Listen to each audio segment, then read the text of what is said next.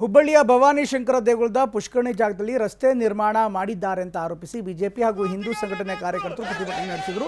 ಪ್ರತಿಭಟನೆಯಲ್ಲಿ ಶಾಸಕ ಅರವಿಂದ್ ಬೆಲ್ಲದ್, ಎಂಎಲ್ಸಿ ಪ್ರದೀಪ್ ಶೆಟ್ಟರ್ ಸೇರಿ ಅನೇಕರು ಭಾಗಿಯಾಗಿದ್ದರು. ಪ್ರತಿಭಟನಾಕಾರರು ನಿಷೇಧಿತ ಸ್ಥಳಕ್ಕೆ ತೆರಳಲು ಮುಂದಾದ ವೇಳೆ ಪೊಲೀಸರು ಅಲರ್ಟ್ ಆದರೂ. ಈ ವೇಳೆ ಪೊಲೀಸರು ಪ್ರತಿಭಟನಾಕಾರರ ನಡುವೆ ತಳ್ಳಾಟ ನೂಕಾಟ ನಡೆಯಿತು. ಬಳಿಕ 200ಕ್ಕೂ ಹೆಚ್ಚು ಪ್ರತಿಭಟನಾಕಾರರನ್ನ ಪೊಲೀಸರು ವಶಕ್ಕೆ ಪಡೆದುಕೊಂಡಿದ್ದಾರೆ.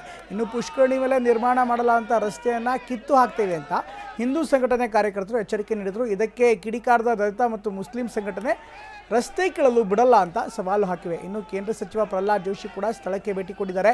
ಹಿಂದಿನಿಂದಲೂ ಈ ದೇವಸ್ಥಾನದ ಮೇಲೆ ದಾಳಿ ಆಗ್ತಿದೆ ಅಂತ ಹೇಳಿದ್ದಾರೆ. ಇಲ್ಲಿ ನಾನು ಹಿಂದೂ ಬಂದಿದ್ದೀನಿ. ಇಲ್ಲಿ ಪಕ್ಕಕ್ಕೆ RSS ಶಾಖೆನೂ ನಡೀತಾ ಇತ್ತು. ಸೊ ಅವತ್ತಿನಿಂದ ನೋಡ್ತಾ ಇದ್ದಂಗೆ ಈ ದೇವಸ್ಥಾನ ಇದರ ಮೇಲೆ ಅಟ್ಯಾಕ್ ಆಗೋದು ಇದೆಲ್ಲ ನಡೆದಿತ್ತು. ಆ ಟೈಮ್ದಲ್ಲಿಯೂ ಡಾಕ್ಟರ್ GH ನರೇಗಲ್ ಅವರು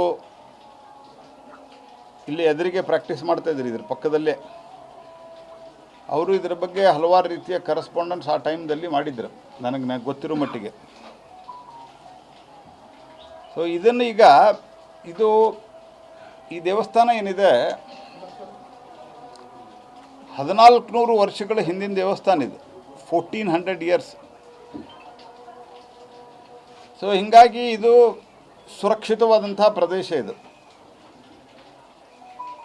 ಆರ್ಕಿಯಾಲಜಿ ಕಾನೂನು ಪ್ರಕಾರವಾಗಿ